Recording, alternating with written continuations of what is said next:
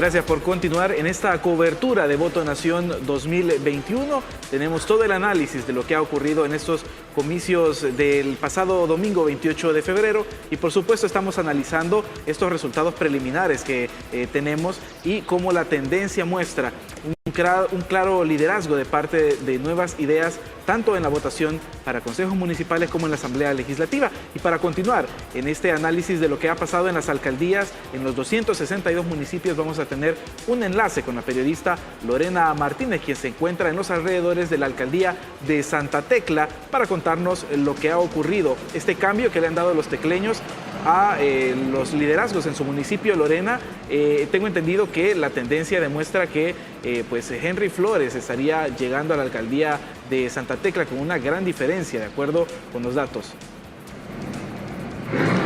Buenos días, Salomón. Buenos días, Kenia y Carla, y a toda la audiencia que se informa a través de Voto Nación 2021. Exactamente, el alcalde electo Henry Flores ha derrotado con una diferencia abismal al actual alcalde de Santa Tecla, Roberto Dawison. Con más de 31,000 votos, los tecleños han agenciado el gane al alcalde electo Henry Flores de Nuevas Ideas. Este es un bastión importante para el partido Arena, que ha sido arrebatado por el partido Nuevas Ideas. El alcalde Roberto Dawison, el alcalde saliente, ¿verdad? Roberto Dawison, estuvo en esta municipalidad durante 2 periodos, desde el año 2015 hasta pues este periodo que va a finalizar. Fue reelecto de 2015 a 2018 y posteriormente de 2018 a 2021.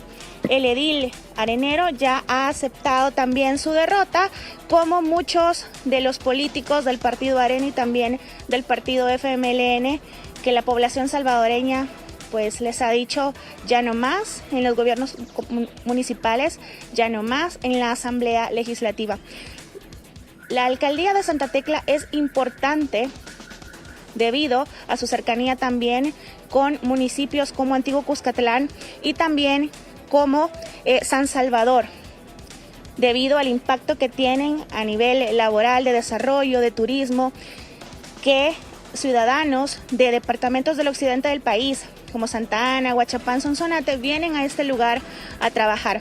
Recordemos también que el alcalde Roberto Dawison había sido señalado debido a incumplir una sentencia de reinstalo de decenas de trabajadores que él despidió y que desde hace 3 años están luchando por que sean reinstalados. Sin embargo, el alcalde Roberto Dawison se negó a cumplir con esta demanda que se le hacía a él, a pesar de que ya tenía una orden judicial para cumplirlo. También tenía serios señalamientos acerca de la empresa Teclaseo debido a la forma del contrato, debido también al porcentaje de ganancia que tenía esta empresa Teclaseo, que es la encargada de la recolección de basura en este municipio. El alcalde electo Henry Flores había dicho con anterioridad que al llegar a esta comuna, de las primeras cosas que él haría sería pues una auditoría a la empresa Teclaseo, que es la encargada de la recolección de la basura en este municipio. Además, también prometió el reinstalo de los trabajadores despedidos.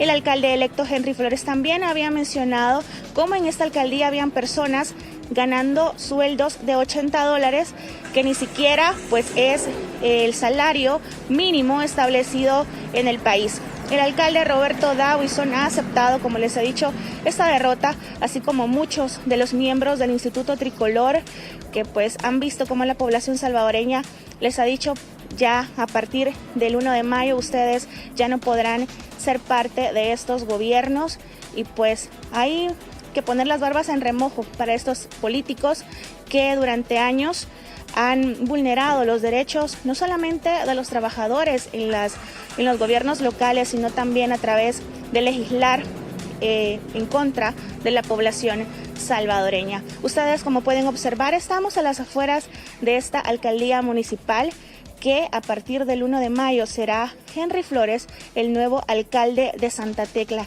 Y esto seguramente ha sido un golpe muy duro para Arena, debido a que pierde una de sus importantes bastiones y una alcaldía que sin duda pues refleja no solamente le da popularidad a un alcalde. Siempre ustedes sabemos que los políticos buscan aquellas alcaldías más importantes y Santa Tecla es una de ellas. Así es que ha quedado evidenciado a nivel nacional la derrota y que han perdido puestos importantes. Roberto Dawison es hijo del fundador del partido Arena y por lo tanto su figura es muy fuerte dentro del partido Arena. Pero como vemos, la simpatía de la población está ya dejando a estos líderes históricos y está dando la oportunidad a nuevos líderes, en este caso del partido Nuevas Ideas. Con esto yo regreso la señal a los estudios. Buenos días. Bien, muchas gracias Lorena por este completo informe. Nos has dado el panorama completo de la situación en Santa Tecla, de cómo se encontraba Santa Tecla, sus datos, la información de quién es el alcalde actualmente, sus reacciones y también lo que ha ocurrido, que ahora Henry Flores del partido Nuevas Ideas ha sido ya electo por los tecleños como el nuevo alcalde, según los datos preliminares que arrojan las cifras del Tribunal Supremo Electoral. Compañeros, y vamos a presentarles también a nuestros amigos televidentes a detalle la situación de los votos en este municipio, para que usted conozca cuál es el porcentaje de actas escrutadas también y el porcentaje de diferencia. Ahí lo tienen ustedes en pantalla, cuál es la tendencia de este escrutinio. Son 176 actas procesadas de 204 en este municipio, la cabecera departamental de La Libertad. Nuevas Ideas tiene 31.145 votos versus 22.211 que ha cosechado Arena. Y como Lorena bien lo apuntaba, es un importante bastión este municipio, porque pues era uno de los emblemas del liderazgo de Arena. Roberto Dawison, al ser hijo del fundador de este partido, por supuesto que es una figura muy importante dentro de ese instituto político y sin embargo ahora se queda sin esa alcaldía tan importante, se queda sin San Salvador, también se queda sin Santa Ana. Son 3 importantes alcaldías las que pierde este partido, producto de eso, de la mala gestión que han tenido sus alcaldes. Señalaba también Lorena estos cuestionamientos que tiene Roberto Dawison por no cumplir una sentencia judicial y también por los cuestionamientos que tiene el contrato de teclaseo. Así es, definitivamente son aspectos que pesaron mucho en la población tecleña y que llevaron a obtener estos resultados. El hecho del no reinstalo de todo ese personal en la alcaldía tecleña pues afectó definitivamente. Y es como ella lo decía, ¿verdad? Las barbas en remojo, porque definitivamente esto debe de ayudar a reflexionar. Lo bueno es que se le está dando la oportunidad a otros líderes, a otras personas que sí quieren trabajar y se va a trabajar por la población salvadoreña, en este caso por Santa Tecla. Pero son varios municipios, por ejemplo, Nuevo Cuscatlán también lo tuvo Nuevas Ideas en coalición con CD y Gana. Ciudad Arce, Colón, también son municipios que ha obtenido el GANE Nuevas Ideas, que se ha agenciado estos consejos municipales. Y también hay algo que llama la atención, compañeros y amigos televidentes, es la figura de los nuevos alcaldes. Como bien mencionaba Lorena, Roberto Dawison es un personaje histórico que tiene una sombra histórica. Está bien arraigado dentro de la estructura, la sombra de su padre, y son estos personajes que los recuerdan quizás todas las generaciones. Sin embargo, ahora vemos que El Salvador le ha dado el chance, le ha dado la oportunidad a figuras mucho más jóvenes. En el caso, por ejemplo, de Henry Flores en Santa Tecla, que también es una figura nueva en la política, es un joven. De igual manera mencionabas Colón, donde también ganó Nuevas Ideas. Ahí tenemos al joven Samael Rivera, que también es una nueva figura en política y que, bueno, El Salvador les ha dicho, ahí tienen la oportunidad, sus municipios les han dicho, vamos ahora con usted a ver cuál es el trabajo que realiza, y estamos viendo sin duda, viviendo un momento histórico. Se están desmoronando esos personajes que por años estábamos como acostumbrados, ¿no?, a verlos en política, sabíamos que ellos estaban ahí, que ellos iban a ganar, y bueno, ahí los veíamos, ahí iba pasando el tiempo, pero hoy todo ha cambiado, nuevas expectativas, y el país pues va a tener una forma de gobernar diferente. La población le está dando ese voto de confianza a estos jóvenes, porque no solo en las alcaldías municipales, sino también en la Asamblea Legislativa. Y vemos, estas fueron unas elecciones donde por primera vez, creo, participó muchas personas muy jóvenes. La edad mínima para poder participar, 25 años en cuanto a candidato para diputados, ¿no? Y creo que el más joven tenía 25 años precisamente, y luego podemos ver el resto de candidatos con esa juventud, con esos deseos, con esa inteligencia y esa capacidad.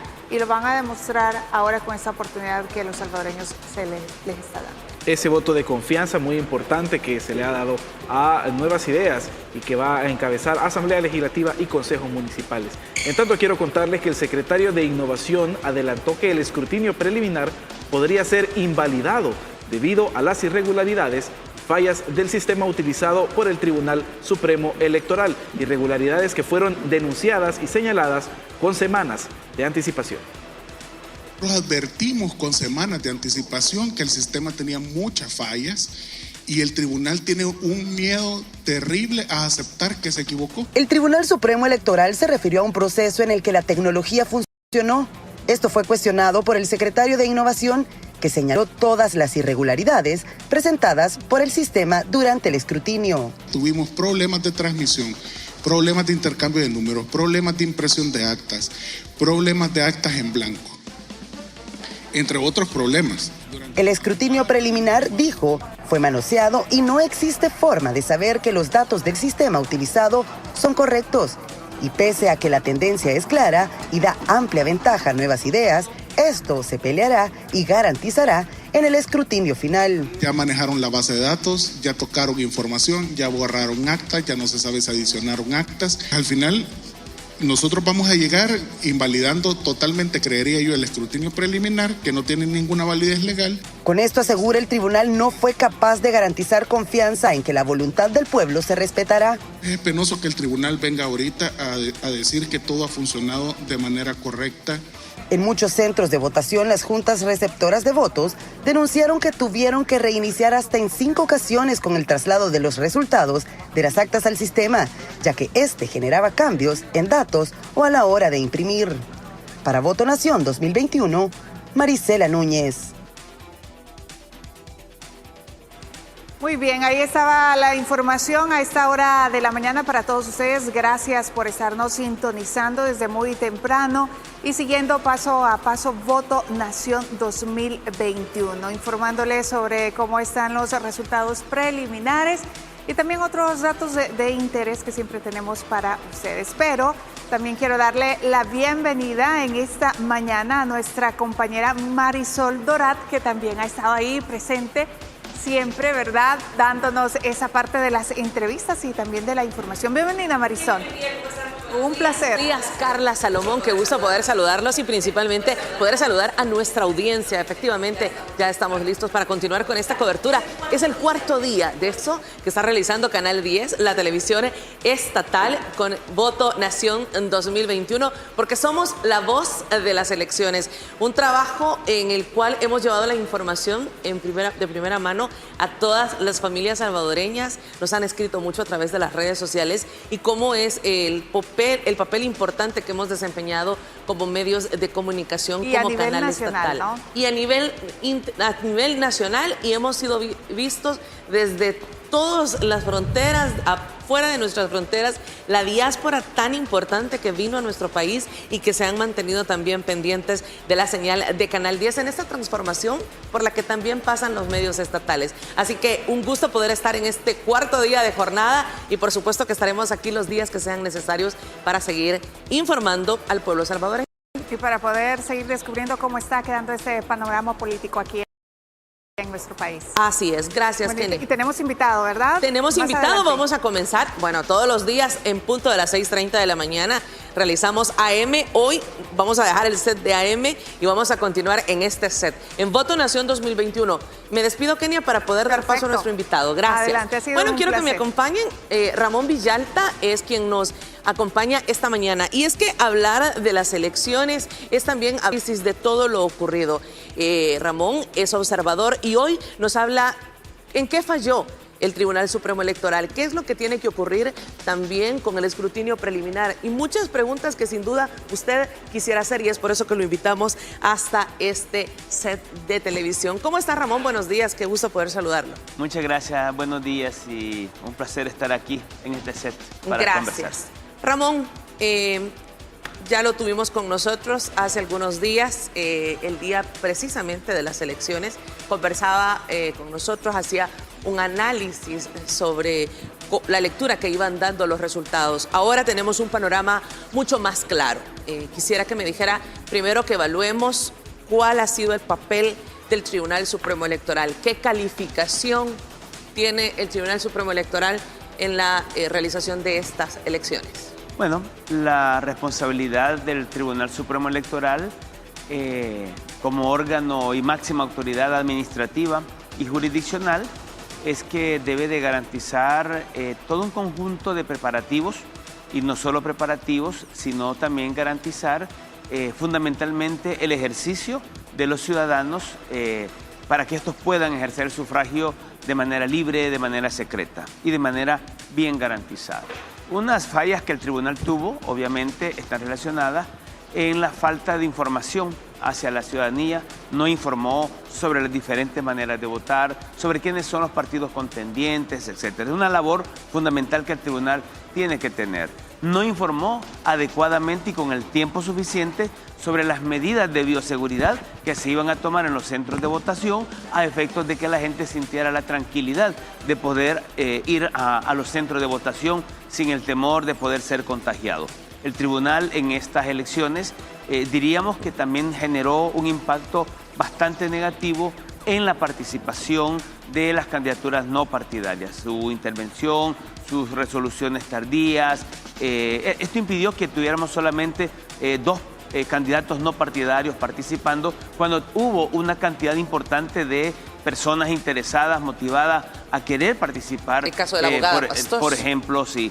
Y habían en algunos casos, digamos, situaciones justificadas, pero en otros no eran debidamente justificadas, pero los tiempos también que se tardaban en emitir las resoluciones tuvo un impacto muy negativo en la participación de estas personas. Una mala calificación sin duda es la que ya dan los votantes. Yo como ciudadana, como votante, doy una mala calificación porque llegué en 3 oportunidades a un centro de votación y se me dificultó el poder emitir el sufragio. Y esta mala calificación pasa porque es un ente que desgraciadamente se ha impuesto el tema político, porque lo que hemos visto ha sido posiciones sumamente políticas que no aceptaron una auditoría internacional, que no quisieron corregir los problemas que ya habían presentado cuando estaban haciendo las pruebas, y una serie de cosas, simulacros fallidos. El primer simulacro tuvo un 94% de fallas. Es decir, es un ente que reconoce con presupuesto que tiene fallas, pero no se deja ayudar. No, obviamente que para el día de las elecciones hubieron una serie de situaciones logísticas que efectivamente afectaron el buen desarrollo, la adecuación, las condiciones de algunos centros de votación no facilitaban el acceso a personas de movilidad reducida como personas adulto mayor, personas con discapacidad, porque tenían que andarlas subiendo chineadas con sus sillas de ruedas. A los ancianos había que ayudarle bastante para poder bajar la grada. Es decir, había muchas dificultades en algunos centros de votación. Uno de los errores del tribunal obviamente fue haber dejado 700 juntas receptoras de personas en cada junta receptora de voto. La falla y no reconocer, porque yo ayer escuchaba a la persona que está encargada sobre el sistema y dice que no hay ninguna falla, pero a ver, nuestros observadores fueron testigos de que el día de las elecciones el sistema, en muchos centros de votación, el sistema les fallaba a las personas. No era un problema de la capacidad de manejo que tenían las personas, eran fallas imputables al sistema mismo, al equipo que tenían a la disposición.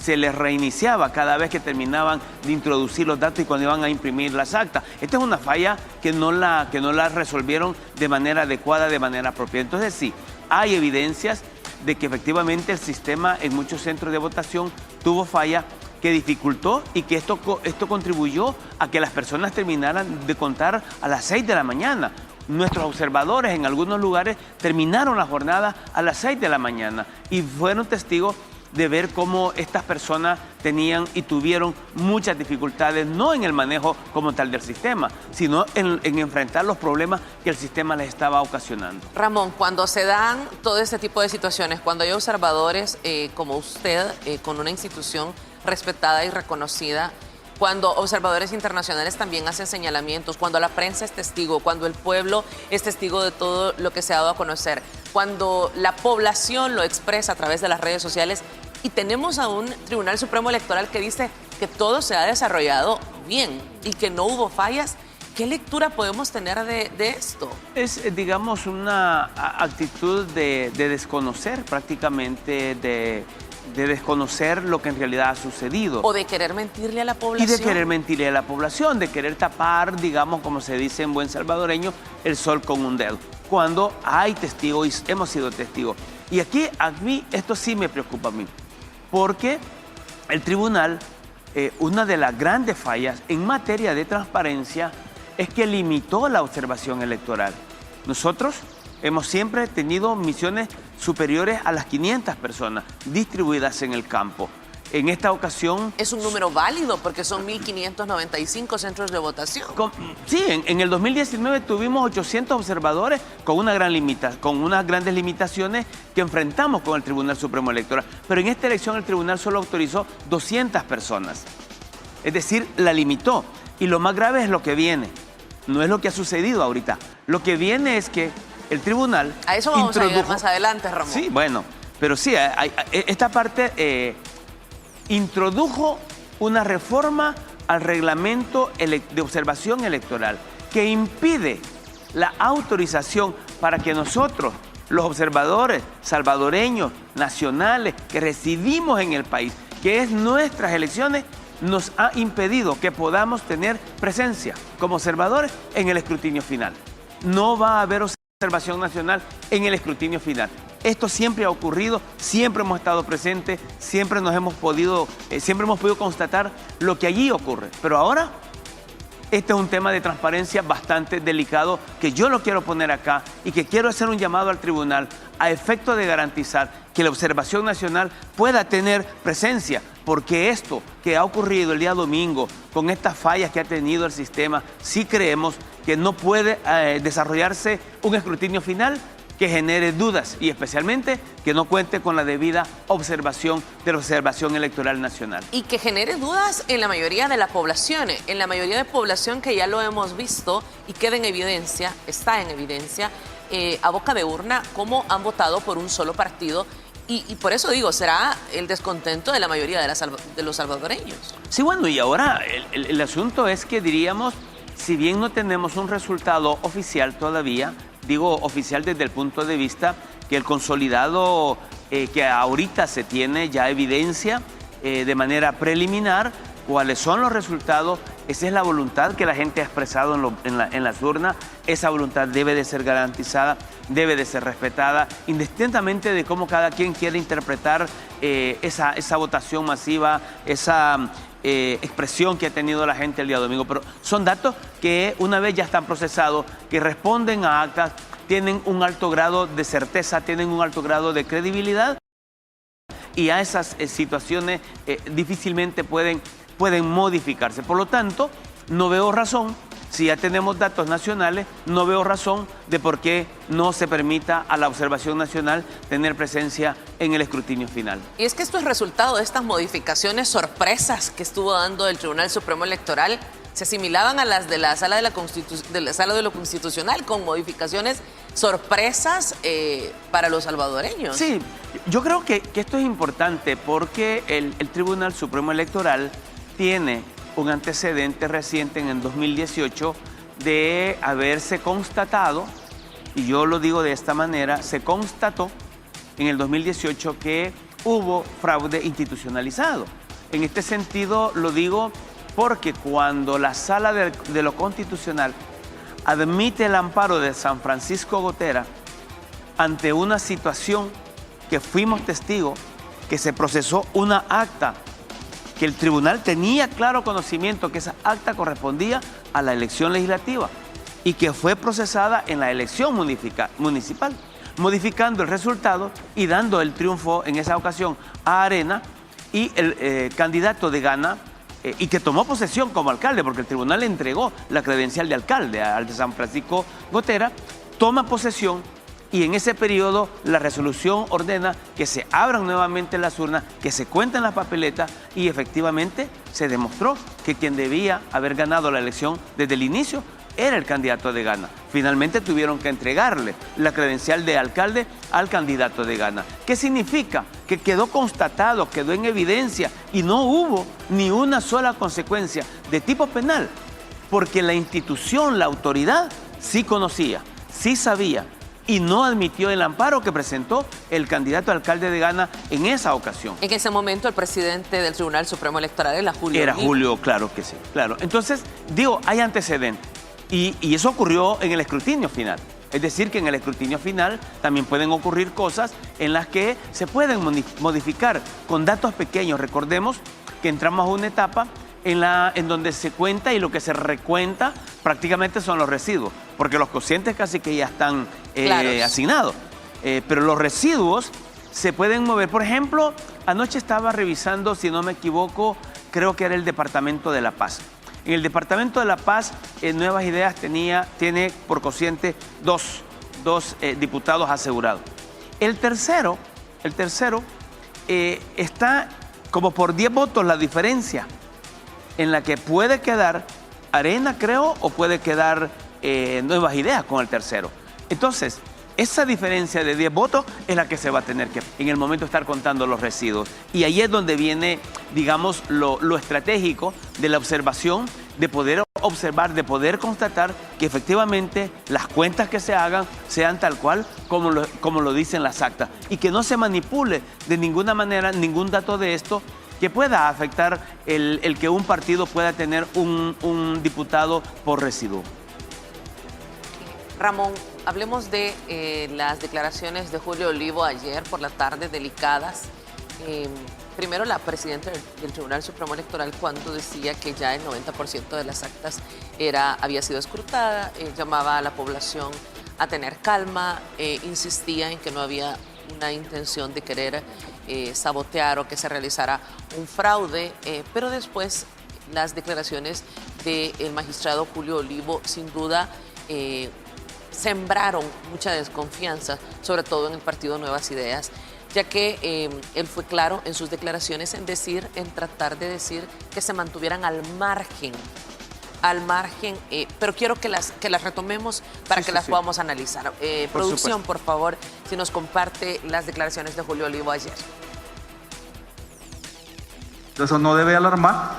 Y los problemas de las credenciales también, si la prensa lo captó, siempre se producen en nuestras elecciones. Se produjeron también en el 2019, en la elección presidencial, se produjeron en el 2018. Siempre hay problemas con la extensión de credenciales. Esa es una de las declaraciones. Le pido a producción que tenga listo también el otro audio cuando él hacía señalamientos que decía que Nuevas Ideas se debería de mantener al margen porque son un partido nuevo y que por lo tanto no tienen que participar. Ya lo vamos a mostrar ese audio, pero analicemos esto. No se entregaron las credenciales, no se entregaron en las pasadas y tampoco se entregaron en las otras. ¿Cómo puede un magistrado decir, si es un problema que se repite, algo tan importante como entregar una credencial a un político que está participando, a un contendiente en esta elección? Sí, no son sustentables esas declaraciones, esas opiniones y esas argumentaciones por parte del magistrado Olivo. Creo que las responsabilidades de la autoridad electoral, yo decía, por una parte, garantizar el sufragio, pero el sufragio tiene dos sentidos. El sufragio activo, que significa que el tribunal tiene que garantizar que las personas de manera libre, en condiciones adecuadas, puedan ejercer el sufragio y poder elegir a su representante. Y el sufragio activo, pasivo, el pasivo que implica garantizar las condiciones para que las personas, para que los candidatos, para que los partidos que están contendiendo, aspirando a obtener una representación política en el Estado, se les sea garantizado todas las condiciones para que pueda participar también de manera libre y en condiciones de seguridad y en condiciones de que todos van a garantizar estar participando. Pero dos, los partidos políticos tienen el derecho constitucional a la vigilancia. Y en la medida que el tribunal, como autoridad, genera problemas con la entrega de credenciales a jefes, a supervisores y a vigilantes de los partidos políticos, está atentando contra ese derecho constitucional que tienen los partidos políticos. Estas declaraciones son totalmente una evidencia más en la que el tribunal toma a la ligera, digamos, sus responsabilidades. La afectación directa de la no entrega de las credenciales no solo fue al sufragio pasivo, es decir, a la participación que tenían los partidos políticos y al derecho constitucional, es que retardó la elección como consecuencia de la no entrega de las credenciales. La disputa, las discusiones acaloradas que se pudieron haber dado en torno a la no integración de los jefes, supervisores y vigilantes de los partidos políticos en esta elección trajo como consecuencia que el 87% de las juntas receptoras de voto o los centros de votación abrían las elecciones posterior a la hora indicada por la ley, que son las 7 de la mañana. Muchos abrieron a las 9 y de el la 25% de los centros abrió después de las 8 de la mañana. Estamos hablando que es un porcentaje, es un cuarto, ¿no?, de los centros de votación que abrieron después de las 8 de la mañana, algunos a las 9. Y esto obviamente trajo también como consecuencia que las personas tuvieran que aguantar el sol, tuvieran que aguantar 2 horas estando paradas, haciendo fila, y muchas de estas personas eran estas a las que hemos señalado que salieron a votar, como son las personas adulto mayor que tuvieron que aguantar mucho tiempo estando paradas, esperando, haciendo fila para poder ingresar a los centros de votación. Hay acusaciones graves de que esto fue una estrategia política para llevar a que el electorado se cansara, se agotara, renunciara a emitir el sufragio. Evidentemente se constituyó en un patrón. En observación electoral, lo que nosotros comenzamos, siempre cuando comenzamos a recibir los informes, es si hay un determinado incidente que ocurre en una zona, y cuando ocurre en una zona y no pasa en las demás, pues uno dice, ok, este es un incidente aislado. Pero cuando ese incidente tiene las mismas características y ocurre en una zona, ocurre en la otra, ocurre en la otra, ocurre en otra y ocurre en otra, entonces se constituye en un patrón. Y cuando hay un patrón, como era el de esta naturaleza, obviamente que hay una intencionalidad. Eso no ocurre de la nada. Eso siempre tiene una intencionalidad que busca o afectar al actor que está involucrado. En este caso puede ser afectar al actor que es el partido político, al que no se le entrega la credencial, o también tener como generar una consecuencia, que en este caso la consecuencia era bastante evidente: retardar el inicio de las votaciones, como una manera de hacer que las personas se cansaran, de hacer que se retiraran y que no emitieran el sufragio por razones de cansancio. Lo mismo ocurría en la tarde. Lo mismo ocurría en la tarde cuando comenzamos a encontrar el siguiente patrón, y era ese comportamiento de varias juntas receptoras de votos en distintos lugares, porque lo tuvimos también como reporte, que habían largas filas a las 2, 3 de la tarde, especialmente como a las 3 de la tarde, con un sol bastante inclemente, bastante fuerte, y había una retardación por parte de algunas juntas receptoras de votos en que hasta se tomaban el tiempo para levantar una hoja y la hacían con una lentitud para a través cortarla, de Canal 10 lo vimos en varios exacto, puntos. Entonces esa actitud era muy evidente, es decir, una retardación muy deliberada para retardar la votación. Y desesperar al pueblo. Y desesperar y bueno, y si uno está bajo el sol, yo estaba bajo el sol, estaba ocurriendo en un centro de votación que yo estaba incluso, en el que había una junta que no tenía votantes. Y la fila estaba larga afuera del centro de votación. Y yo me tomé la molestia de salir, ver el número de la junta receptora, salí del centro de votación, pregunté a los votantes si había alguno que viniera a votar en el número de esa junta que estaba solo. Y varios me levantaron la mano. Y yo fui a conversar con la representante de la Fiscalía General de la República, a preguntarle qué sucedía, por qué razón esa junta estaba sola, sin votantes, y habiendo votantes de esa junta haciendo fila y aguantando el sol. Tomaron las medidas del caso y ingresaron a los votantes de nuevo. Los ingresaron. Pero digo, estaba ocurriendo eso. Si una junta no tiene votantes, ¿por qué razón tenían que estar aguantando el sol y haciendo fila? Y es que si analizamos todo el mapa de las elecciones vamos encontrando muchos casos. Hablemos específicamente de lo que ocurrió en el Centro Escolar Santa Marta. A las 2 de la tarde, un Tribunal Supremo Electoral que responda: no hay tinta indeleble para sus votantes. Para muchos, le traslado, muchos han dicho es risible, es ridículo. ¿Cuál es su opinión a poder decir que a las 2 de la tarde ya no hay tinta indeleble? Es complicado cuando una autoridad electoral no tiene, como he dicho antes, las garantías.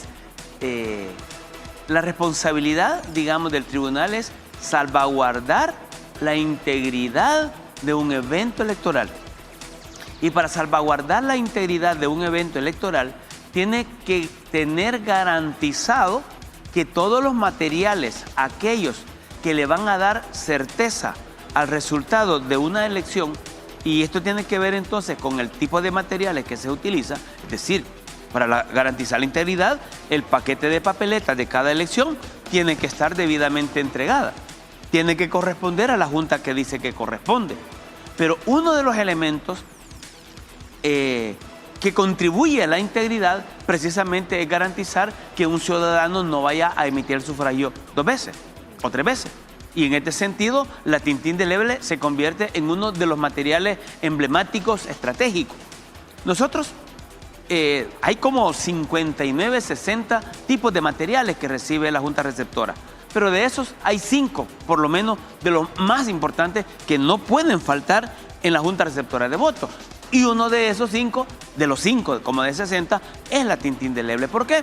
Porque cuando te marcan la mano, cuando te marcan un dedo, eso es lo que te va a dar garantía para evitar que esa persona pueda ejercer el sufragio por más de una ocasión. Y el que haga falta la tinta, y nunca había ocurrido, porque sí hay casos, lo hemos vivido en elecciones anteriores, en donde una junta de repente pues llega a la caja y no lleva la tinta.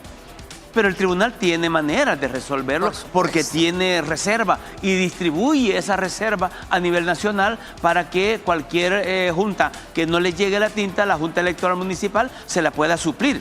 Pero que haya una junta que tenga una tinta que se le termine y no se le pueda reemplazar, también eso es grave. Y han ocurrido en elecciones anteriores y siempre se le ha reemplazado en el tiempo adecuado. Ahora, es curioso porque ocurre algo en contra o ocurre algo con esta población de Santa Marta, con estos votantes, ya que al filo de las 4 de la tarde, la presidenta del Tribunal Supremo Electoral ordenaba, instruía a que se le permitiera a estas personas ingresar a votar. El presidente de la República reiteraba el llamado de la presidenta del Tribunal Supremo Electoral y aún así, en esas condiciones, pasaron más de 3 horas para que se permitiera el ingreso al filo de las 7:30, 8 de la noche. Es decir, se siguió pausando el ingreso de ese número de votantes, que era una larga fila de muchas cuadras. Pero ocurre algo más grave aún. Ayer, de nuevo, el magistrado Julio Olivo dice, y lo digo de manera literal, lo expreso de manera literal, no soy Nostradamus, pero puedo asegurar que muchos de esos votos serán impugnados. Es adelantar criterio. ¿Cómo puede estar hablando de impugnar los votos específicamente de este grupo al que se le dijo a las 2 de la tarde que no había tinta indeleble, al que no se le permitía votar al filo de las 4 de la tarde cuando había ordenado a la presidenta del Tribunal Supremo Electoral? Yo creo que es muy típico, muy particular del magistrado Olivo dar este tipo de declaraciones. Y lo sigue haciendo porque él nunca ha tenido consecuencias. Y yo llamaría a la Fiscalía General de la República a que pueda tomar medidas y hacer público cuáles son las consecuencias legales y penales que puede tener una persona que funge un cargo, que cumple con una función pública y que en este momento crucial del país puede atentar contra derechos de las personas. El tribunal, como yo he señalado, cumple 2 funciones, una administrativa y una de carácter jurisdiccional. En la función jurisdiccional, los magistrados del Tribunal Supremo Electoral son jueces electorales y en tanto son jueces electorales, tienen que cumplir con los requerimientos, los requisitos, procedimientos constitucionales y de ley que le corresponden en la actuación a un juez. Y dentro de eso está lo que usted dice. Un juez no puede adelantar criterio.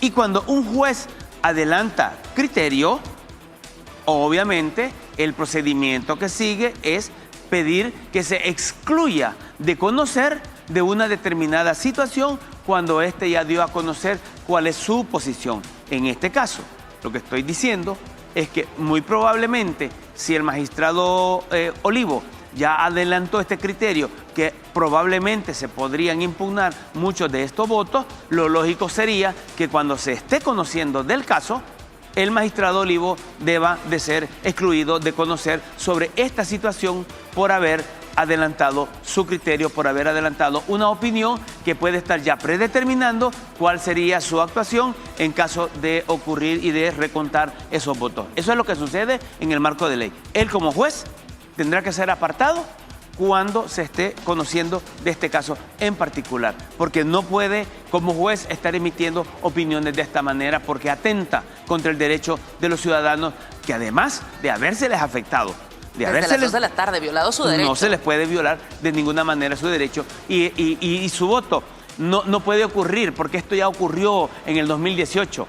Ojo, esto ya ocurrió en el 2018 con mucha gravedad, cuando muchos de los votos cruzados no pudieron ser contados y el tribunal tomó la decisión de declararlos impugnados. Es decir, que todos los que en aquel año votamos impugnados, votamos cruzados, nos impugnaron el voto. Eso es un delito electoral. Ramón, usted habla de apartar a Julio Olivo cuando se estudie específicamente este caso y lo dice de acuerdo a la ley, sería lo que procede. No estoy inventando nada, correcto, es lo que la ley dice. Es lo que procede.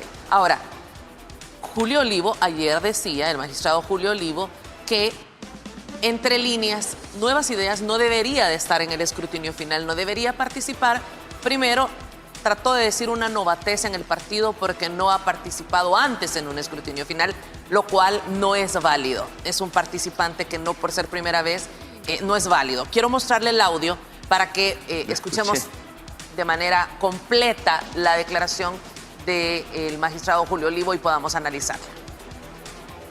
Creo que puede suceder, pero como no podemos medir cuál va a ser, como le dijera, la intención del gobierno y del nuevo partido político que está ganando, digamos, mayoritariamente la elección, de acuerdo a estos datos, ¿verdad?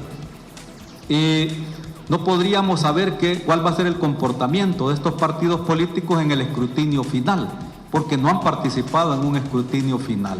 Yo esperaría, como una conducta ya digamos, que han ganado la elección, que no, ¿cómo se llama? Que su papel sea básicamente ir a consolidar el resultado que ya han obtenido. Podemos pronosticar, pues, y es obvio decirlo, que el caso de Santa Marta, por ejemplo, de la elección que se realizó allí, incluso puedan haber impugnaciones. Eso, sin ser Nostradamus, nosotros lo podemos predecir, que los que no estén conformes con ese resultado van a impugnar, ¿verdad?, la elección, y los que estén conformes pues van a pelear por mantener ese resultado. Pero eso se definirá en el escrutinio final.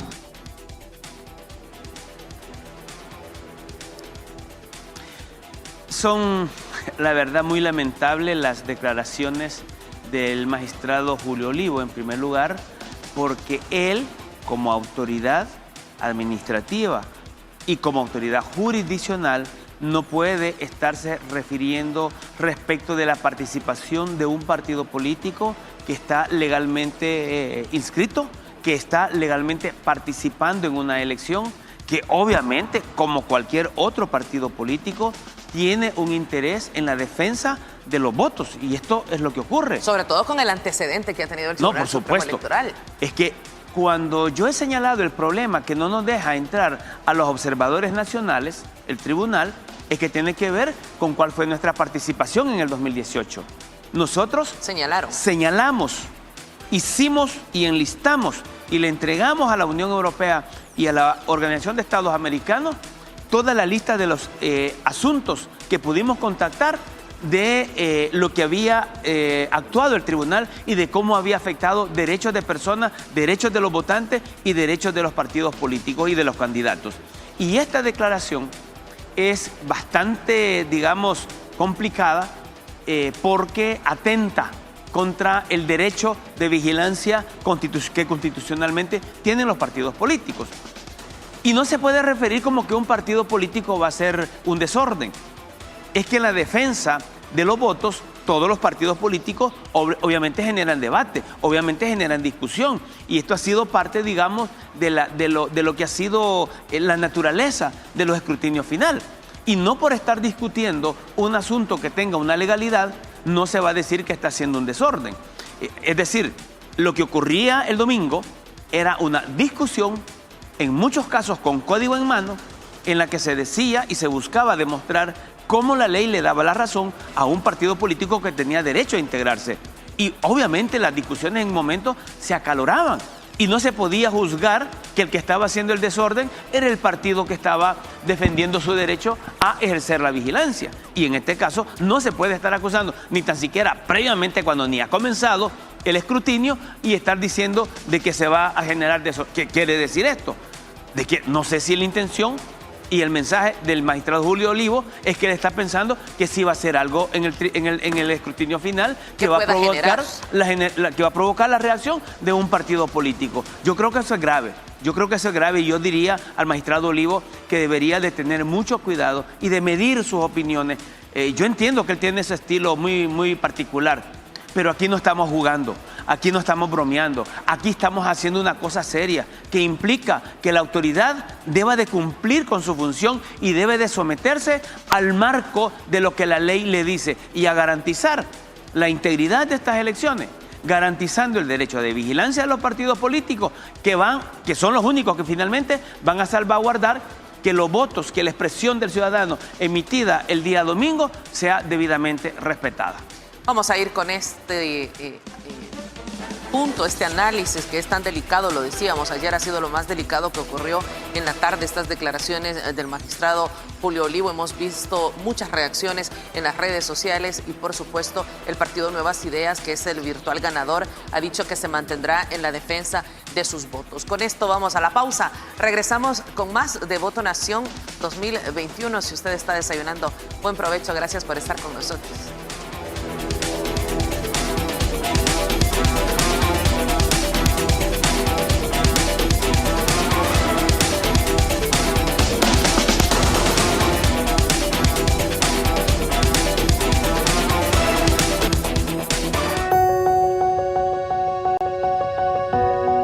Dios te salve, patria sagrada. En tu seno hemos nacido y amado.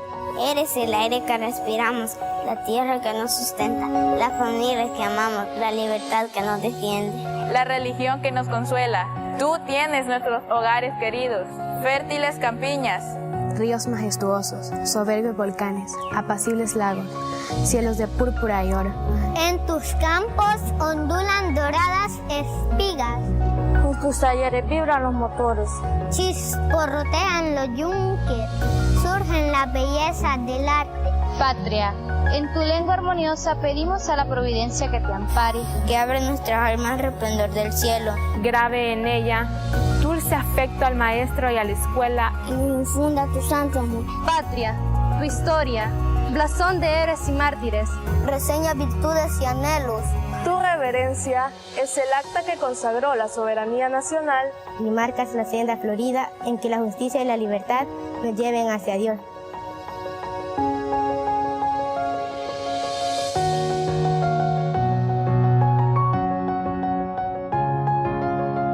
Para ti, el sol vivificante de nuestras glorias, los himnos del patriotismo, los laureles de los héroes. Mupal, Lexan, Tamatagik, Textechan, Juan, Nusehuawi, Ipan, Muxuntegu, Ipan, Degeman, Paniguelis.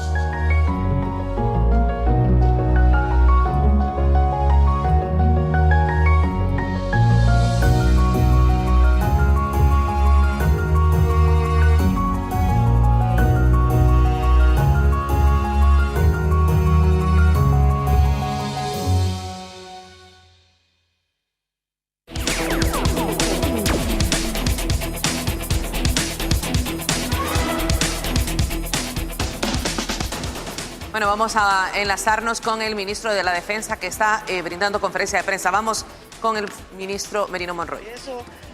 Lo percibe la gente, lo percibe la sociedad y le da más confianza para poder salir a votar. Nosotros estuvimos ese día apoyando la parte periférica de los centros de votación, acompañamos a la Policía Nacional Civil en el resto del territorio y también estuvimos en los transportes públicos, en los buses, microbuses.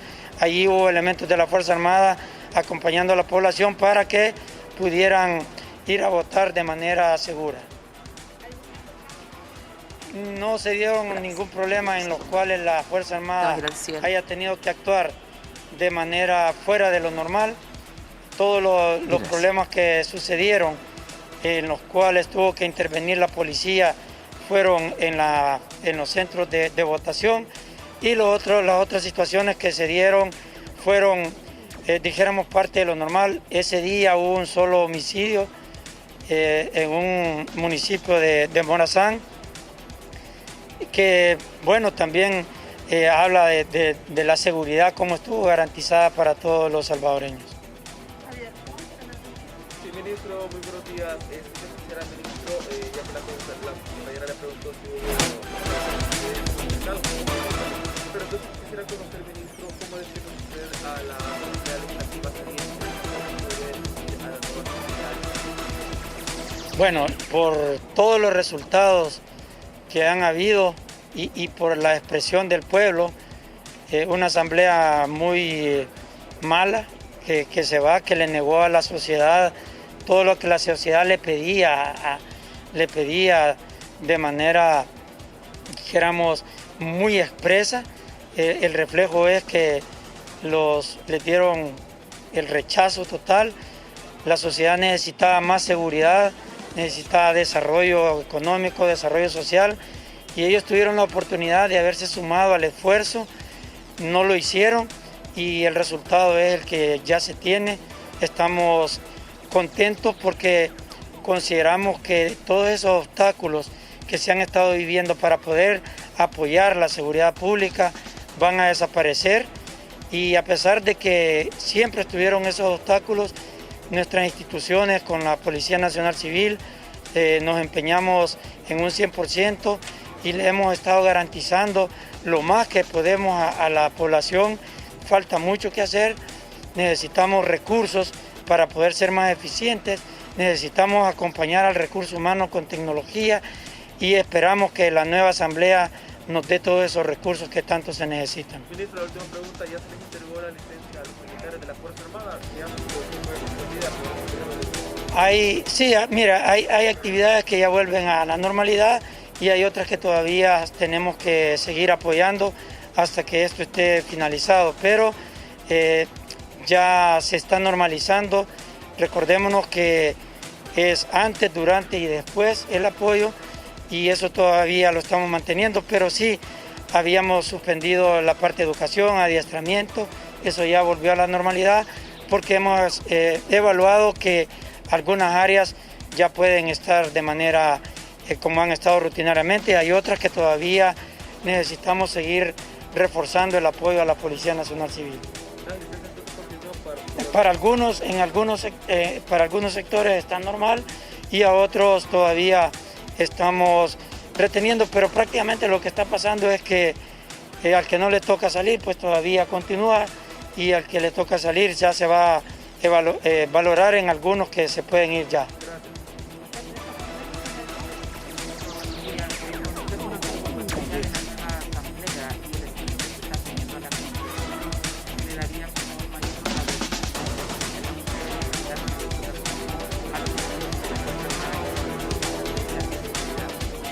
Mire, la seguridad pública le corresponde a la Policía Nacional Civil y así se debe mantener.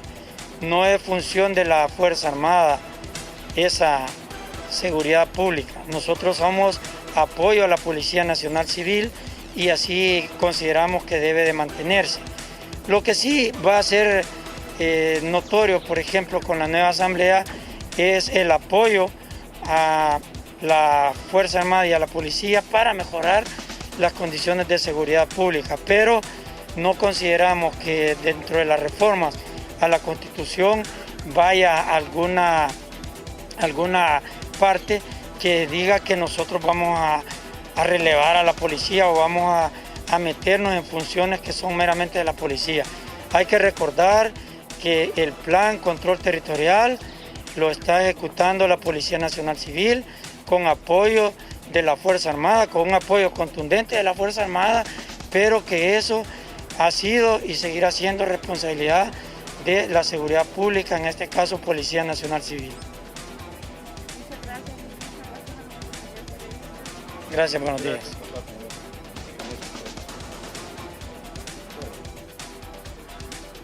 Gracias, era el ministro de la Defensa, Merino Monroy, quien tuvo un papel protagónico. La Policía Nacional Civil, veíamos lo que ocurría en el centro escolar Fe y Alegría en el departamento de San Miguel, donde estaba una población enardecida ante la negativa del Tribunal Supremo Electoral de permitir el ingreso a las autoridades, a los vigilantes, a los que se han convertido en los verdaderos garantes. Y digo, los vigilantes de todos los partidos políticos, de todos, han sido los garantes y sin duda la policía y la Fuerza Armada han jugado un papel protagónico.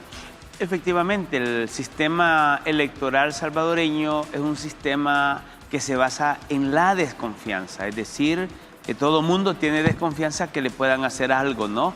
Que le pueden hacer alguna jugada que no es correcta y que le puedan mover los votos. Por lo tanto, para garantizar que eso no ocurra, el sistema mismo genera su propio mecanismo de protección. Y por esa razón es que el mecanismo de protección constitucional creado fue el derecho de la vigilancia de los partidos a todo el proceso, al evento y a todo lo que tiene que ver con el desarrollo de las elecciones. En este sentido, el hecho de que los partidos deben de garantizar la vigilancia es precisamente porque son ellos el factor fundamental de garantía para que los votos sean los que en verdad la gente expresó al momento de marcar una papeleta. Son los partidos mismos, no son otros. Ya al momento del escrutinio final, los garantes son los mismos partidos políticos. Son los partidos en su conjunto los que van a decir, ok, sí respetamos y esto es lo que ocurrió en las elecciones. Por eso no se le puede denegar el derecho de vigilancia a ningún partido político o hacer creer que porque es nuevo no tiene derecho a participar. O más allá de eso, decir que porque es nuevo va a ser el generador de problemas. Eso no se puede estar diciendo de ninguna manera. Es que yo conozco a alguna gente, he visto a alguna gente en Nuevas Ideas que sí tiene experiencia, que ya han participado de otros procesos electorales, que saben de elecciones. Por lo tanto, no creo que es que no tengan la experiencia o no tengan equipo de personas que tengan el conocimiento necesario para saber cómo se procede en un escrutinio final. En el caso de Vladimir Janda, el secretario de Innovación Digital, de manera permanente en sus redes sociales fue denunciando las fallas en el Tribunal Supremo Electoral, sobre todo en el tema informático, y ha sido de muchos señalamientos. Trató de ingresar al centro de donde se estaba emitiendo toda la transcripción de los datos y no se le permitía el ingreso. Es decir, hemos visto esta negativa, este bloqueo constante hacia nuevas ideas. Sí, yo insisto, aquí hay un tema que lo dice la Constitución, no lo invento yo. Es el derecho de los partidos a estar presentes en todas las etapas, en todos los procesos del desarrollo de un evento electoral. Esto quiere decir de que si yo estoy utilizando un sistema manual, tengo derecho de estar presente en el sistema manual. Si yo voy a utilizar tecnología, tengo derecho a hacer una verificación. Incluso el mismo partido puede pedir o tener un equipo de auditores y decir, queremos hacer una auditoría. Eso es parte del derecho que tiene un partido. Por supuesto que tienen que hacerlo mediante el procedimiento de ley, a través de la Junta de Vigilancia, etcétera, etcétera. Pero eso, el tribunal está en la obligación de asumir, de aceptar que se lleven adelante todos aquellos procedimientos que le den la certeza y la tranquilidad a un partido político que está en la contienda electoral. Y en este sentido, la denegación de la participación de una persona que tiene la capacidad técnica para poder verificar un proceso de carácter tecnológico, pues obviamente eso es estar en contraposición de lo que la Constitución le manda en materia de derecho de vigilancia de los partidos políticos. Lo más importante, para cerrar, ¿qué podemos esperar del escrutinio final que inicia hoy? Bueno, lo que debemos de esperar es lo que hemos visto. Es decir, que la gente votó, que la gente tomó una decisión, que eso ha quedado reflejado en las actas, que de eso tenemos conocimiento hasta el momento de más o menos un 90-91% de esos resultados. Y lo que podemos esperar es que eso se consolide y que eso se legalice y que tengamos en pocos días un resultado en donde las personas se sientan con la satisfacción de que su voto ha sido respetado. Y puntualmente, Ramón lo decía, la importancia de la presencia de los vigilantes electorales, en este caso. Por supuesto, y nuestro llamado al tribunal a que haga una reforma de inmediato para que se nos permita observar. Si quieren garantizar la transparencia y la integridad del evento electoral, debe de permitirse a la observación nacional que estemos presentes. Gracias, Ramón, por haber estado esta mañana con nosotros. Vamos a ir a una pausa, regresamos con más de Voto Nación 2021. Tenemos señales desde diferentes puntos, lo que está ocurriendo. Lo más importante que ocurre después de que El Salvador este domingo realizara las elecciones de candidatos a la Asamblea Legislativa, al Parlamento Centroamericano y también a las alcaldías. Cambia completamente la aritmética en la Asamblea Legislativa y muchas de las alcaldías hoy son color cian, son color nuevas ideas. Con esto y mucho más, volvemos.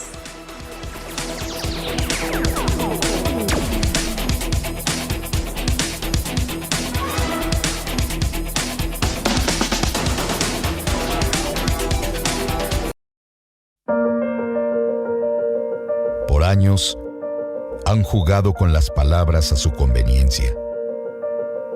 Contaron la historia que quisieron que creyéramos. Hay palabras que no podemos permitir que se sigan manipulando. Diario El Salvador, el periódico de mayor circulación en nuestro país.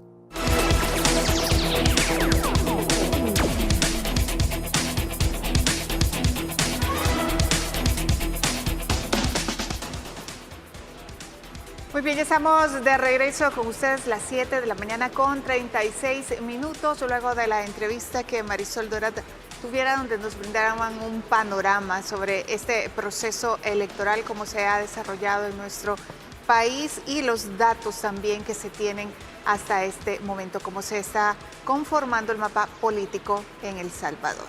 Bueno, sin duda importante tener todo ese panorama y por supuesto usted se puede informar a través de Voto Nación 2021 y las distintas plataformas digitales de Canal 10 donde estamos actualizando y dando seguimiento a este proceso tan importante. El escrutinio final inicia hoy para tener en firme esos resultados y tenemos equipos desplegados en varios puntos para tener toda esa información.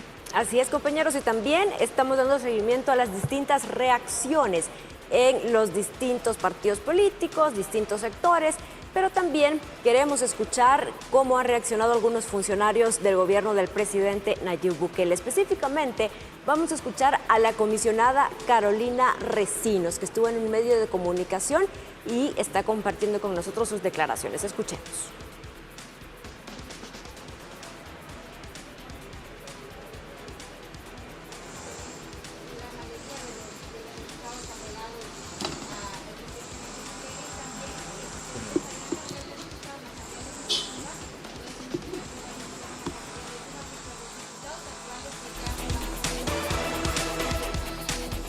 Miren, yo creo que lo primero es que hay que respetar la voluntad del pueblo en las urnas. Estas elecciones están en el marco de las mismas reglas que establece el sistema electoral y que están ejecutadas desde hace algunos años, donde también otros gobernantes tuvieron mayoría en la Asamblea Legislativa y además tenían la posibilidad de llamar a CAPRES y ahí elegir a los magistrados que ejercían justicia. O sea, me parece que estas expresiones o estas inquietudes son nacidas de esa sensación de pérdida, ¿verdad? De haber apostado de manera, yo diría, hay veces hasta con métodos inadecuados, muy justo, porque eso es una decisión de cada quien, pero haber apostado hasta con métodos inadecuados a bloquear y a obstaculizar al gobierno. Ahora que el pueblo ya decidió, que el pueblo salió a votar y ha dado un golpe desde sí mismo, haciendo un llamado a que la constitución de estos organismos tengan de verdad una identidad y un sello de población, creo que lo que nos toca es aceptar esa realidad, aceptar esa responsabilidad con humildad, pero también con el interés de trabajar fuertemente para que aquellos proyectos que nunca se discutieron, para que aquellos temas a los que le tuvieron miedo, así como le tenían miedo a detener la violencia, y en su momento perdieron esa oportunidad de apostarle, de apoyar y de financiar el Plan Control Territorial, no hay que hacerlo. O sea, lo que viene para el país es acelerar los proyectos en beneficio de la gente. Esa nueva Asamblea Legislativa tiene la oportunidad de recuperar el prestigio de ese órgano del Estado que ha estado por los suelos, de eliminar esas prácticas que han llevado a que ante los ojos de la población la Asamblea Legislativa sea tan juzgada, tan criticada, tan justamente rechazada.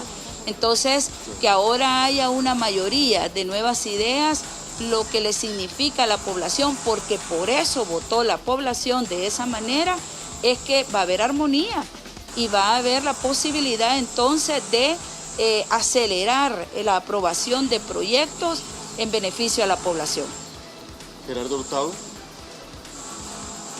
En esa línea, un poco como al parecer ya en la preliminar, en el conteo ya tienen los 116 votos. Ya no requieren de ningún otro partido para que los acompañen, a pesar de que ya tienen una alianza con Gana. ¿Qué tan importante o qué tan saludable es esto para la democracia? Esas son las reglas de la democracia en la cual vivimos. Ahora, pues ha quedado demostrado que cuando se trabaja, que cuando hay resultados, que cuando se llega al corazón de la población, el voto de la gente es la que determina entonces la nueva composición. No debe de haber ahora ni susto ni preocupación. El presidente ha sido responsable, el presidente ha llevado a este país a colocarlo incluso a ser reconocido por cosas buenas, no por las malas, las pandillas y la corrupción que siempre estuvimos en los titulares de periódicos internacionales. Hoy estamos apareciendo porque hemos disminuido dramáticamente la violencia, porque la OMS nos reconoce el trabajo de la pandemia, por ejemplo. Entonces, la democracia es eso, esas son las reglas del juego en las que se ha sometido este proyecto y en la que, a pesar de que le han puesto todos los bloqueos, a pesar que toda la institucionalidad restante en contra de este proyecto. Entonces, ahora están ahí los números, hay que trabajar, nunca la concertación, nunca el diálogo es insuficiente. Y creo que para llevar adelante este país, que lo heredaron en una condición tan deplorable, esa concertación va a seguir siendo necesaria, pues.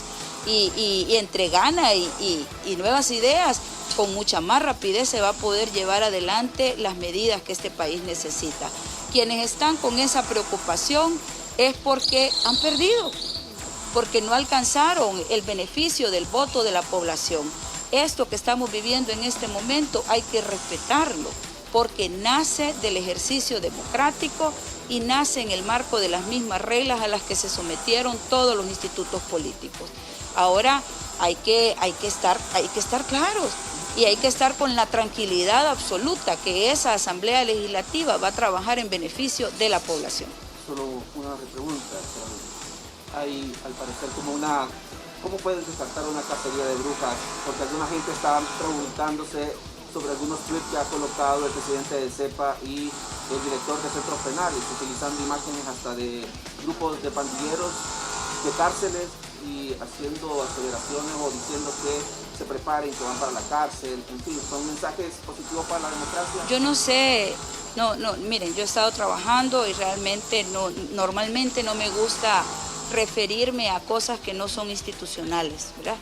Porque aquí de lo que estamos hablando es qué está haciendo el gobierno, cuáles son las iniciativas del gobierno y no particularidades. ¿Son expresiones de funcionarios? No, estoy hablando de cosas oficiales, Por favor, a mí no me gusta hablar sobre supuestos y no me gusta hablar sobre comentarios. Yo hablo sobre las políticas públicas y sobre las decisiones del presidente Bukele. En este país hay muchísimas cosas que hacer, muchísimas deudas con la población y hacia eso nos vamos a encaminar. Venimos de un periodo donde no ha habido gobernabilidad, venimos de un periodo donde se ha abusado de las facultades, incluso que ha tenido la Asamblea Legislativa, creando comisiones, creando novelas, especulando sobre una serie de cosas, y aquí están los resultados.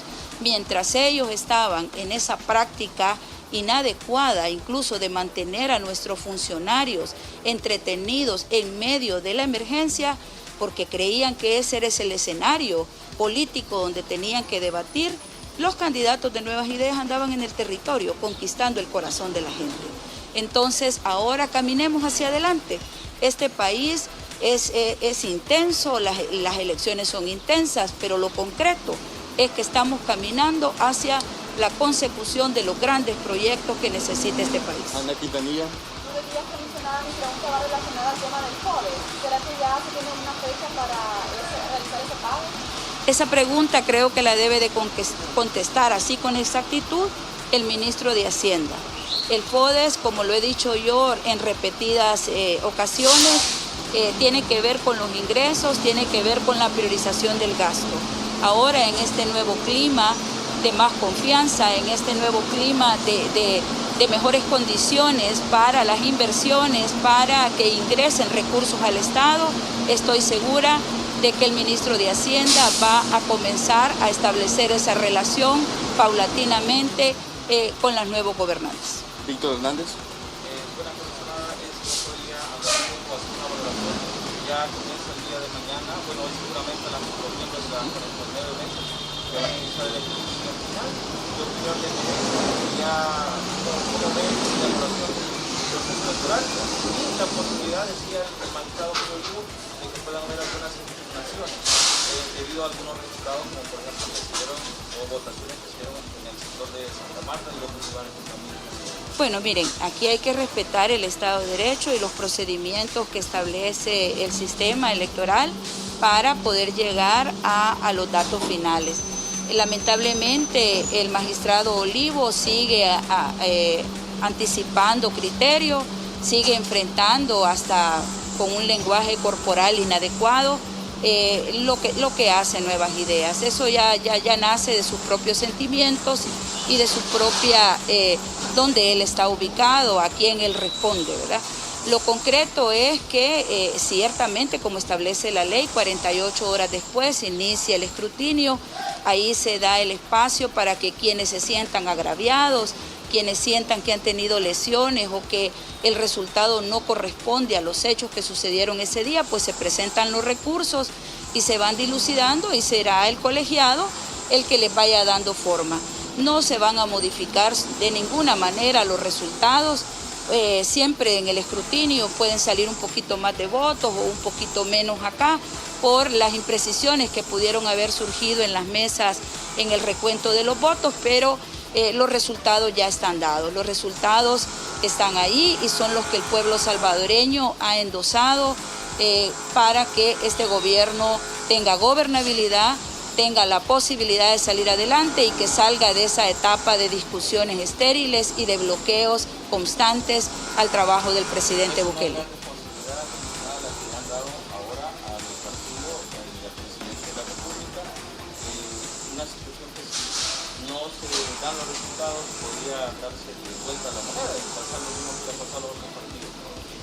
Bueno, yo creo que no hay que anticiparnos. No hay que anticiparnos, pero también hay que ver en el momento y en lo inmediato hacia atrás. Este gobierno y este presidente cumplen. Este presidente ha puesto en el centro de todas sus políticas la salvaguarda de la vida de la población. Ha trabajado con valentía a pesar de que se le quitaron todas las herramientas legales, a pesar que los otros dos poderes del Estado no le dieron la colaboración que necesitaba. Este país ha ido saliendo adelante de la pandemia, que no es poca cosa. Y eso es reconocido por el organismo principal, el organismo mundial de salud. También hemos ido saliendo adelante en otros temas tan difíciles y tenemos indicadores totalmente distintos como la violencia. Nosotros encontramos este país sumido en la sangre, sumido en el llanto, y hemos reducido dramáticamente más del 65% de la violencia que existía en este país. Así que hacia adelante, precisamente respondiendo y correspondiendo a la confianza y al honor que nos hace la población de concedernos esa enorme cuota de responsabilidad, nosotros estamos comprometidos a devolverle esa confianza en hechos, en proyectos, en desarrollo para la población. Muchísimas gracias, compañeros, por acompañarnos por acá. Bien, ahí estábamos escuchando las declaraciones de la comisionada presidencial Carolina Recinos, que estaba ya compartiendo sus reacciones después de conocer los resultados preliminares que brindara el Tribunal Supremo Electoral, y hablando también un poco sobre el trabajo que ha realizado hasta el momento el gobierno del presidente Nayib Bukele, y también hablando acerca de esa necesidad de poder contar con una asamblea legislativa que coopere y no obstaculice el trabajo que ha realizado el gobierno, y que esas son las expectativas que se tienen ahora de la nueva asamblea que ha sido conformada. Claro, la gobernabilidad que se necesita para sacar adelante un país que ha estado atravesando el contexto de la pandemia, que ha tenido pues diversas dificultades en cuanto al financiamiento, y que ahora con esta posibilidad de tener la mayoría calificada en la Asamblea Legislativa es también un alivio para el gobierno salvadoreño, tomar decisiones que no tengan obstáculo, tomar decisiones que no vayan pues amarradas a negociaciones que a veces son estériles. Bueno, en mi caso me tocó la experiencia de estar una semana completa en la Asamblea Legislativa mientras se negociaba si se prolongaba el estado de emergencia o si se reabría la economía, y al final, bueno, todos hemos sido testigos de los bloqueos que ha enfrentado el gobierno en este tema, y que ahora con esta nueva posibilidad es la gobernabilidad la que obtiene la Asamblea Legislativa. Y en ese tipo de decisiones que tú mencionas, también hemos sido testigos de cómo esas actuaciones rápidas, inmediatas de parte del gobierno, y esas decisiones determinantes para proteger y salvaguardar la salud de los salvadoreños pues han funcionado, han sido positivas y han hecho que también podamos ser reconocidos a nivel internacional por el buen manejo que se le ha dado a la pandemia, y gracias a Dios que las cifras también han sido bien manejadas, y de esta manera hemos podido salvaguardar la vida de muchos salvadoreños ante esta pandemia que puso a todos de rodillas. Y algo bien importante también que decía la comisionada, vivimos un país democrático, el pueblo ha elegido y hay que respetar realmente la soberanía del pueblo, ¿verdad? Y en este momento nosotros como salvadoreños tuvimos la decisión de elegir. Por supuesto, eso es lo importante. Hay que tener también claro que a pesar de que estamos en este contexto electoral y que podemos estar enfocados en esa situación, hay cosas que continúan, como por ejemplo la vacunación del personal de primera línea con la vacuna del Covishield para pues protegerse y tener anticuerpos ante esta enfermedad. También la entrega de pues las computadoras para los estudiantes que continúan su educación a distancia, y hay muchas iniciativas del gobierno que han sido, digamos, gestionadas por el mismo gobierno central, financiadas con el presupuesto, y que no han contado con el apoyo de los diputados o de los alcaldes. De hecho, son quienes principalmente critican este tipo de acciones, ¿verdad? Y eso es bien importante, las acciones locales que también se puedan realizar desde los consejos municipales para poder contrarrestar y apoyar este tipo de situaciones que se viven a nivel nacional, bueno, y a nivel mundial, como el COVID-19. Definitivamente. Y bueno, tenemos más información con nuestros compañeros que están desplegados en todo el país. Vamos a irnos hasta Cuscatancingo, donde está la compañera Tatiana Funes, que va a compartir con nosotros su informe a esta hora. Tatiana, te saludamos. Buenos días. Buenos días, un gusto saludarles, y efectivamente me he trasladado hasta Cuscatancingo para actualizar las cifras de este escrutinio preliminar acerca de quién ha ganado esta alcaldía. Es importante destacar que hasta esta hora el Tribunal Supremo Electoral destaca que son 22.047 votos los que ha recibido el partido Nuevas Ideas acá en Cuscatancingo. En cuanto al partido Arena, que era quien gobernaba Cuscatancingo, ha recibido 2.793 votos. La alcaldesa Geisy Flores, que buscaba un segundo periodo al frente de la alcaldía. y el FMLN ha obtenido 1.674 votos. ¿Por qué les menciono el FMLN? Pues es importante destacar que entre los años 2006 y 2018 estuvo gobernada la alcaldía de Cuscatancingo por Jaime Recinos bajo la bandera del FMLN. En 2018 hubo un voto de castigo dándole la oportunidad a Heisy Marisela Flores del Partido Arena de gobernar acá en Cuscatancingo, pero la población de este municipio ha decidido que el trabajo que esta gobernante del Partido Arena no fue suficiente y ahora ha optado por darle el voto de confianza al partido Nuevas Ideas, quien será que estará gobernando a partir del 1 de mayo, compañeros. Así la información que se genera desde este municipio, y retorno la señal a los estudios y por supuesto más adelante nos enlazamos con más información. Gracias, Tatiana, por esa información. Y bueno, ahí teníamos también los datos pues que está publicando el Tribunal Supremo Electoral respecto al escrutinio preliminar, donde vemos esa clara ventaja que existe. Ahí lo tienen ustedes en pantalla, una clara ventaja, la gráfica no miente, de la preferencia de voto con Nuevas Ideas. Prácticamente es aplastante, Tatiana, esta victoria que ha tenido Nuevas Ideas. Y como tú bien apuntabas, esto es prácticamente un voto de castigo de parte de los habitantes de Cuscatancingo porque pues a lo mejor los problemas locales no los han resuelto en estos últimos años ambos gobiernos. Por supuesto, Salomón, era lo que les mencionaba. El FMLN estuvo gobernando por 4 periodos esta alcaldía y eso no fue suficiente para desarrollar los proyectos locales que la población de este municipio necesitaba.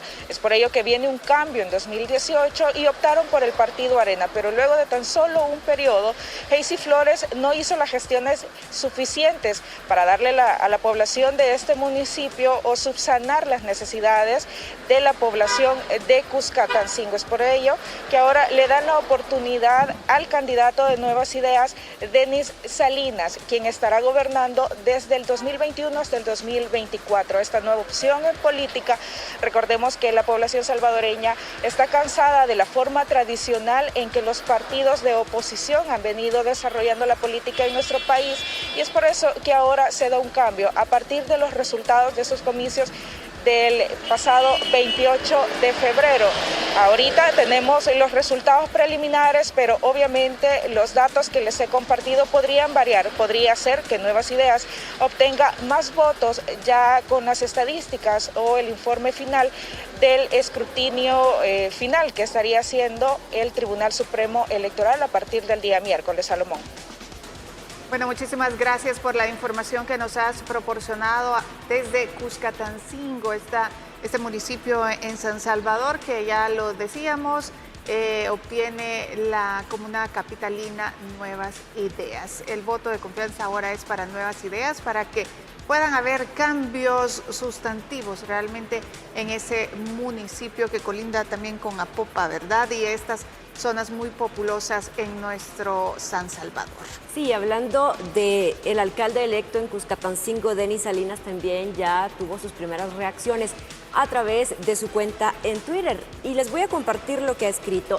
Lo hemos logrado, pueblo salvadoreño. El país se ha cubierto de territorio cian gracias a su enorme esfuerzo en salir y defender el voto hasta el último momento. Y escuchen, dice, mi trabajo será totalmente dedicado a ustedes y sé que de la mano de Dios sacaremos adelante a El Salvador, escribió Denis Salinas después de conocer la aplastante derrota que obtuvo en Cuscatancingo y que la mayoría de votos fueron hacia él, que los habitantes dijeron, bueno, le damos la oportunidad a Nuevas Ideas, a Denis Salinas, para que gobierne en este municipio, y así fue. Y esas son las expectativas que se tienen y que también el alcalde electo ha manifestado a través de su cuenta en Twitter. Y es prácticamente la tendencia a escala nacional lo que ha ocurrido. Estas alcaldías que han sido emblemáticas, por ejemplo, tanto para gobiernos de Arena como del FMLN, ahora prácticamente pues se han volteado y son parte ya de esa mayoría de comunas que va a tener nuevas ideas a escala nacional. En el caso, por ejemplo, de Denis Salinas, son de los rostros nuevos que hay en la política y que los ciudadanos, precisamente por eso, por no tener un pasado que se pueda manchar o que esté manchado, que se pueda perseguir, por eso es que les están dando el voto de confianza. Tal es el caso de lo que ha ocurrido en otros municipios de San Salvador. Con esta información que estamos compartiendo, ¿les parece si vamos a una pausa? Vamos a la pausa, ya regresamos con más de Voto Nación 2021.